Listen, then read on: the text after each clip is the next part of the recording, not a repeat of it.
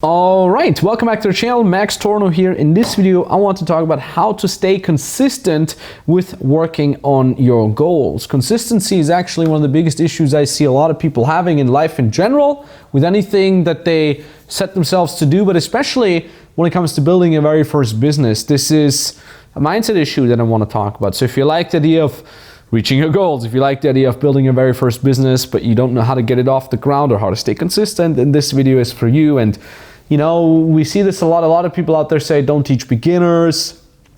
And I understand where they're coming from, because it's more difficult to teach a beginner with a 9-to-5 mentality, with a shiny object syndrome, to build their very first business. And quite frankly, you know, our goal is to mainly scale existing businesses to 7 figures. But at the same time, we also have beginner clients, always have had. So what I do see a lot there is too, that beginner people that haven't had a business first, they're lacking a reference where they've been consistent with something.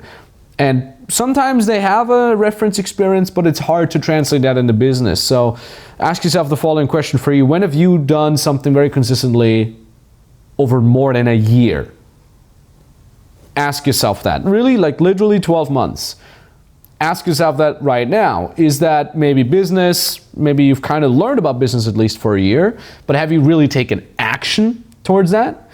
Another good example is gym, right? Have you been maybe going to the gym for longer than a year? I'm not talking about 2 weeks in January before you gave up. I'm talking about something that you've done consistently, something that you've learned consistently, something where you've experienced a down phase and you kept at it until you're back at the high phase. That is what consistency really means. Right? And that brings me to the very first point. Progress in business, such as everywhere else, is not linear. Okay, people always think you start at the bottom and then you go up as time progresses, and it's more or less a linear curve. That's not true. It's more, it fluctuates, it oscillates. It's more something like that. It goes up and down and up and down, but over a prolonged period of time, it does go up under one circumstance, and that is that you keep at it. And you've experienced this maybe with personal development, maybe with your social life, or maybe with business, that it started out well and you saw the progress and you were motivated because you see things progressing.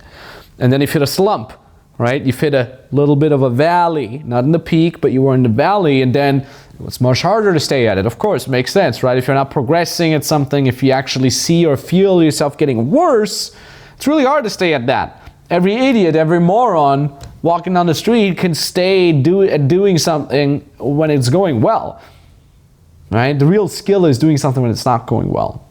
So please understand that success does not come linear. It fluctuates up and down. That's the first point. The other point is knowing what you want in the first place. It's oftentimes, I think it becomes increasingly more and more difficult for especially a younger generation to really know what they want, because so much is out there. You know, when you grew up 200 years ago in your village, you know, maybe you had 3 options. You're either becoming a smith or a farmer, you know, or a shoemaker, and then you could pick. And with globalization and the internet and social media and Web 2.0, all of a sudden you can literally become anything. Do you want to do trading? Do you want to become an online coach, an online consultant? Do you want to do e-com? Do you want to do the blah, blah, blah? Do you want to become a social media influencer? And yes, I'm also mentioning the whack options here. The options are there. You can live in your country, you can move out, you can move to a different city, you can learn a new language, you can go study something. There's so many options out there, and they kind of paralyze us. And then because there are so many choices, we oftentimes have troubles really finding out what we want. So an easy exercise that we usually give our beginner clients is to just kind of imagine your perfect day. It's called a perfect day exercise. It goes a little bit more into the personal development woo-woo realm, but really imagine, like, okay, where do you want to wake up? What kind of place? Is it an apartment, a loft, or is it a house on the countryside or in the city? Who do you want to wake up next to? What do you want to be doing on that day? You know, do you want to have a lot of money, but also a lot of responsibility? Or do you just want to have freedom and, you know, you make maybe your 10K a month? What is it? And that kind of exercise kind of brings a little bit more clarity into your head, because it distills out, it disregards the options that are there, and it focuses on the end result. And then the next question that you'd ask yourself is, okay, what kind of business would bring me towards that ideal life that I would like to have, right? And for me, it was, I can kind of paraphrase what it was for me. Like, I wanted to wake up in a nice, bright, beautiful room, big house, I think I've always wanted to live somewhere where there's like nature around. And then I wanted to be able to be working on something together with other people. I like that team aspect. I like that together we're very strong and we're working together on something and we're kind of compensating for each other's down the shortcomings, you know? I like that idea, and I like to do something where I could be creative.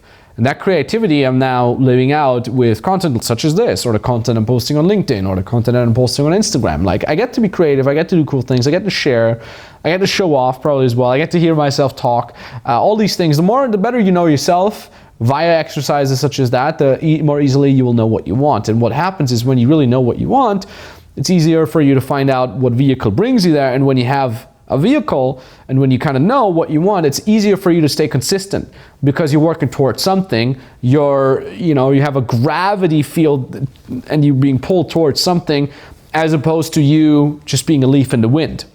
All right, so know what you want. The next thing is very, very key, and this is something that it gets increasingly more and more difficult, and that is shiny object syndrome. In times where people become TikTok stars overnight, or where people become crypto millionaires literally overnight, where things are mooning and stuff like that. There's so much FOMO out there, so much shiny object syndrome, that is really a big reason why you can't stay consistent. Maybe you're starting with one business model that just works, but then this other hypey business model comes out, and then you're like, oh, let me go do that now instead. Or this other niche emerges, and you know what, screw that, let me just put all my money on the Dogecoin and see what comes out there. It's like, because our focus is consistently being trained to become shorter and shorter, it also has something to do with our macro focus. We cannot stay consistent with things. We have trouble staying consistent because we're constantly bombarded with this new shiny object. I'll give you the full breakdown here. The people who constantly suffer from shiny object syndrome are usually never the people who get anything done. But it's the people who are focusing on one thing, even though that one thing is not perfect, it's not hypey, it doesn't makes you rich overnight. It's usually that statistically speaking gets you to the end goal. Of course, there's one-offs, the guy who became famous on TikTok, or the person that randomly invested in some random altcoin and now is rich. There is always exceptions to the rule, but if you want to have statistically, mathematically speaking, the best setup to actually succeed, it's stick to something that has been proven to work, ideally follow a proven path, and stay with that consistently. And by consistently, I mean a year at least. Go do something for a full year every single day with the occasional day off. And you'll see how much you'll actually progress in something. Through the slumps, through the valleys, so you can go back up to the peaks of the success curve so it eventually goes up. Key point here. Please remember that. By the way, if you haven't done so yet, go ahead and check out our business podcast. My business partner, Nikita Gunkowicz, and myself, we have a very informative and very entertaining, I've been told, podcast. We're going to link it down in the description below, or show the link somewhere here right now. Definitely check it out. We're talking much deeper on the specific business building aspects. This YouTube channel is kind of like the personal development side of things, but the business podcast goes much deeper into that. You can listen to it on the go. We have it on Spotify and iTunes and so on and so forth, so feel free to check that out. And I think the last important point that I want to give you on your way here is, don't listen to the naysayers. In a time where everybody has a voice, even the people that maybe shouldn't have a voice on social media or comments or haters, it's very easy to just follow the naysayers. An important lesson that one of my first mentors, Owen, has ever taught me was, if you don't have haters, you're not doing anything right. And I remember I built my very first brand. That was way back when I was making my first 4 to 5 figures a month with that. I was starting to do something, and then Owen helped me with my brand. And then I built my first YouTube channel after important point here, after I've already been making money. Don't build a YouTube channel first, go make money first. And I've been making money, and I built my YouTube channel, and I was proudly showing him the comments on the video, and I'm like, you see, not a single hate comment, everybody likes it. And he's like, dude, that's bad. That means you're not putting yourself out there enough. That means you're not disagreeable enough. That means your points are not strong enough. They're just like Starbucks. Everybody likes it. Nobody's being bothered by it.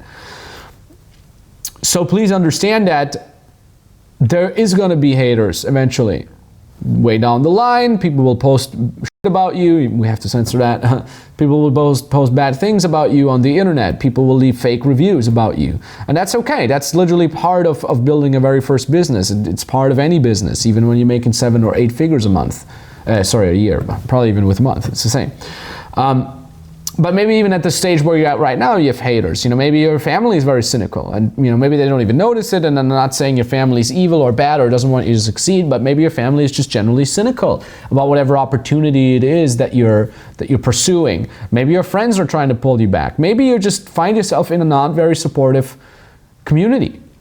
If that is the case, don't listen to them. All right, don't listen to people that are not where you want to be. Listen to people that are where you want to be, or that have some level of success that you'd like to achieve. Don't listen to the naysayers. There's so much cynicism out there.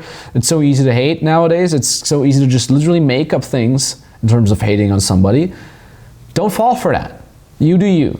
Follow a proven path. Stick to what works. Stick to that consistently, and don't get distracted by shiny object syndrome or by FOMO. And understand that what you want is absolutely possible to reach. You just have to stay consistent. That's it. All right, so if you want help with building your very first business from scratch, if you don't know where it is that you should be starting or what the steps are, then go ahead and book a free consultation call over on my website. I'm going to link it down below. Call is entirely for free. You'll be directly talking to an expert of my team, and on there we'll look at your life situation, we'll look at your skills. If you don't know what it is that you could be offering people, don't worry, this call is for you. We'll look at your strengths. We can tell you what exact model fits best for you, right? So when you click that link down in the description below, it brings you to an application. You fill that out. It's a 2-minute application or something, and then you can book that free consulting call with us to see exactly what type of business fits best to you, how you can start, what are the first steps, and we can make it happen together with you. So I want to thank you very much for watching. I appreciate that, and talk to you very soon. I got my first $1,000 close. I had no previous business or sales experience. I was very, unsure on how to actually find prospective clients, how to speak with them, how to get them to become your client. So all of that is taught amazingly well in the program. The best thing about it is, absorbing, the mindset of the coaches and, just being in that right environment to kind of push yourself on a daily basis. So super happy to have got the first $1,000 close in. GG.